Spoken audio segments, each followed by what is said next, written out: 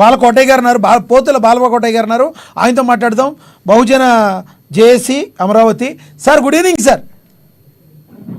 Good evening sir. Balakotaiah గారు, గత 2 రోజుల నుంచి ఆంధ్రప్రదేశ్లో హాట్ టాపిక్ ఏంటో మీకు తెలుసు. జగన్మోహన్ రెడ్డి గారు స్పీకర్ గారికి లేఖ రాశారు తనకు ప్రతిపక్ష హోదా కావాలని. అట్ ద సేమ్ టైం ఆంధ్రప్రదేశ్లో ఎక్కడైతే వైసీపీ పార్టీ కార్యాలయాలు ఉన్నాయో ఆ పార్టీ కార్యాలయాలు సరిగ్గా నిర్మించలేదని చెప్పి అభియోగాలు ఏర్పడుతున్న మాట. మరి రానున్న రోజులు ఆల్రెడీ ఒకదానికి కూలగొట్టడం జరిగింది, ఇంకొక దానికి నోటీసులు ఇవ్వడం జరిగింది. మరికొన్ని కార్యాలయాలు కూడగొడతారా, లేదంటే ప్రజాధనంతో కట్టిన వాటిని హాస్పిటల్గా కానీ మరో రేపంగా కానీ, లేదంటే దాన్ని కొనసాగిస్తారా, లేదంటే వైసీపీ పార్టీ కార్యాలయాలనే ఉంచుతారా? ఏం చేస్తే బాగుంటుందని మీరు అనుకుంటున్నారు? నరహరి శెట్టి గారు సార్ ధన్యవాదాలు. ప్రజాస్వామ్యంలో అధికార పక్షం కానీ ప్రతిపక్షం కానీ పిల్లాట కాదండి. పిల్లకాయలు ఆడుకునే గోడి బిల్ల కోతి కొమ్మొచ్చా? ప్రతిపక్షం ఎట్టొస్తుంది, అధికార పక్షం ఎట్టొస్తుంది మనకు తెలియందా? 28 రాష్ట్రాల్లో మనం చూడందా? ఎవరికైతే ఎన్నికల్లో అత్యధిక స్థానాలు వస్తాయో వాళ్ళు అధికార పక్షం అవుతాయి, తక్కువ సంఖ్య వచ్చిన వాళ్ళు ప్రతిపక్షం అవుతారు. ఆ ప్రతిపక్ష హోదా కూడా రాని వాళ్ళు ఎమ్మెల్యేలుగానే ఉండిపోతారు. ఈ రోజున జగన్మోహన్ రెడ్డి గారు అడగాల్సింది, గత 5 ఏళ్లుగా ప్రత్యేక హోదా తెస్తానంటే 22 మంది ఎంపీలను ఇచ్చారు. ఆ ప్రత్యేక హోదా ఆయన తేలా, ఆయన అడగల. కాబట్టి ఆఖరికి ఎక్కడికి వచ్చింది పరిస్థితి అంటే ప్రతిపక్ష హోదా ఇవ్వమని అడిగే పరిస్థితికి వచ్చింది. ఏదో పోకిరి సినిమాలో కనుక ఆది అడిగినట్టు బెబ్బెబ్బే మెమ్మెమ్మె అంటే ప్రతిపక్షాలు రావండి. అది జగన్ గారికే కాదు సార్, ఎవరికీ రాదు. 23 స్థానాలు తెలుగుదేశం పార్టీ ఉన్నప్పుడు ఇదే వైసీపీ మంత్రులు ఏమన్నారంటే ఒక 5గురు లాగేసుకుంటే మీకు ప్రతిపక్షం కూడా ఉండదన్నారు. ఒక 5గురు లాగేసుకుంటే మీకు ప్రతిపక్ష హోదా కూడా రాదు అని చెప్పేసి అని చంద్రబాబు నాయుడు గారిని అన్నారు. ఆయన భరించాడు. ప్రజాస్వామ్యంలో ప్రజలు ఏ తీర్పు అయితే ఇస్తారో ఆ తీర్పు కట్టుబడి ఉండాలి. ఇష్టం ఉంటే ప్రతిపక్షం శాసనసభకి వెళ్ళాలి, ఇష్టం లేకపోతే ఆ 11 కూడా రాజీనామాలు చేయటం మంచిది. ఇందులో పెద్ద పంచాయతీ ఏముంటుంది చెప్పండి? మీకు అసెంబ్లీకి వెళ్ళటం ఇష్టం లేదు కాబట్టి ఏదో ఒక కాలు అడ్డం పెట్టాలి. ప్రతిపక్ష పార్టీ హోదా ఇస్తే నేను వస్తానంటారు. ఎవరు ఇస్తారు? ఎవరు ఇస్తారు? ఎలా ఇస్తారు? నవ్వులాటగా లేదా? పిల్లకాయలాటలాగా? ఒక హోదాతనం ఉండాలండి రాజకీయాలు. ముఖ్యమంత్రిగా 5 ఏళ్ళు ముఖ్యమంత్రి గారు పదవి అనుభవించారు, పదవి బాధ్యతలు స్వీకరించారు. ఈ రోజు ప్రజలు తిరస్కరించినా కూడా మళ్ళీ ఆ ప్రజల దగ్గరికి మీరు వెళ్ళాలి అని అంటే అదే హోదాలో మీకు ఏ పాత్ర అయితే ఇచ్చారో ఆ పాత్రే చేయాలి. మీరు పావలా కూలికి 75 రూపాయలు యాక్షన్ చేస్తాను, అడ్వర్టైజ్మెంట్లు చేస్తాను ఎట్ట కుదిరితే పావలా ఇచ్చారు, పావలాతోనే సరిపెట్టుకోవాలి. తెలుగుదేశం పార్టీ ఎలా అయినా సరిపెట్టుకుంది.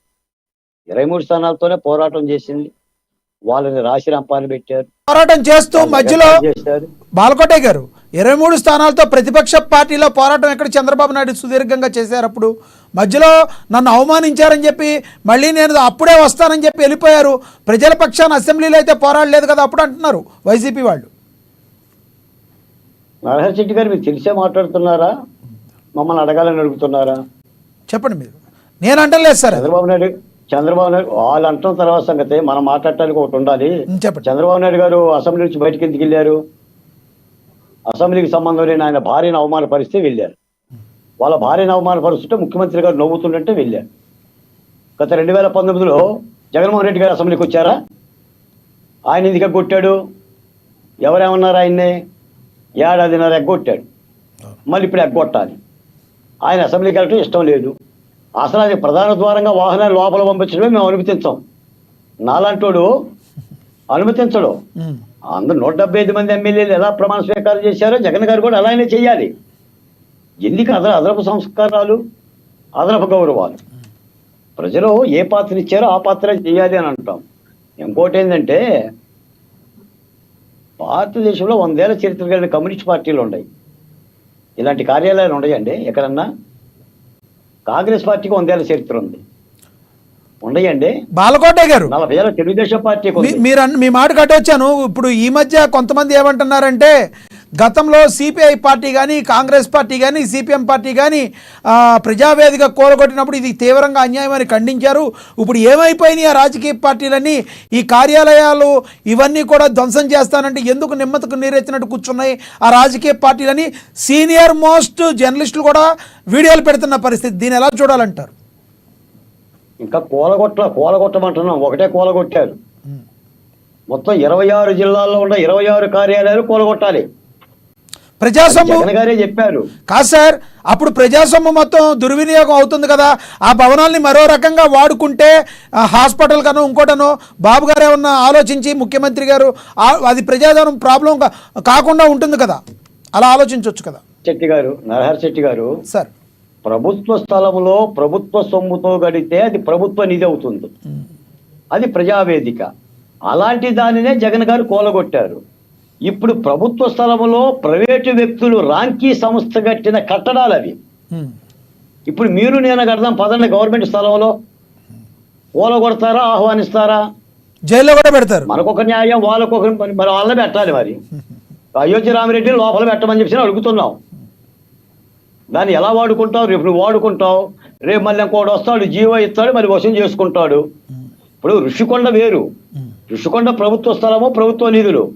ఇవి ప్రభుత్వ స్థలము, ప్రైవేట్ నిధులు. ఎవడబ్బగాడు సొమ్ము కాదు. కూలగొట్టమనే జనసేన తెలుగుదేశాన్ని అడుగుతున్నాం. ఇంకా వీళ్ళు ప్రజాస్వామ్యం, మేము కక్ష దాల్చాం, మేము ప్రజాస్వామికం పోతామని చెప్పి వీళ్ళు అంటున్నారు. కాబట్టి మీరు ఒక మాట ఆలోచించండి సార్. అసలు జగన్మోహన్ రెడ్డి గారు ఇల్లైనా కట్టలేదు కానీ ఈ కార్యాలయాలు ఏంటి సార్? ఇప్పుడు నేను మీకు చదివి వినిపించేసేస్తే చాలా టైం తీసుకుంటుందండి. మీకు చూడండి సార్, ఒకసారి పల్నాడు, కాకినాడ, కర్నూలు, అనంతపురం, అనకాపల్లి, విశాఖపట్నం, శ్రీకాకుళం, నెల్లూరు, అన్నమయ్య జిల్లా, శ్రీ సత్యసాయి, వైఎస్ఆర్ కడప, ఏలూరు, కృష్ణా, బాపట్ల, విజయనగరం, పార్వతీపురం, తిరుపతి, పశ్చిమ గోదావరి, తూర్పుగోదావరి జిల్లా. తూర్పుగోదావరి జిల్లా రాజమహేంద్రవరంలో రోడ్డు భవనాల శాఖ కేటాయించిన 2 ఎకరాల స్థలంలో నిర్మించారు. 2023 మే నెలలో చదువు చేశారు.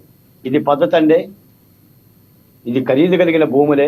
ఓకే, ఇప్పుడు ముఖ్యమంత్రిగా బాధ్యత ఉండాలి కదా సార్. అంటే వీళ్ళు అంటారంటే 2016వ సంవత్సరంలో 340 జీవో ద్వారా చంద్రబాబు నాయుడు గారే ఎన్నికల కమిషన్ గుర్తించిన రాజకీయ పార్టీలకి కట్టడాలు కట్టుకునే జీవో విడుదల చేశారు అని చెప్పి మాట్లాడుతున్నారు. ఇదే కట్టుకోవటం అంటే, జీవోలను అడ్డం పెట్టి. ఓకే, ఇది ఒకే నమూనా.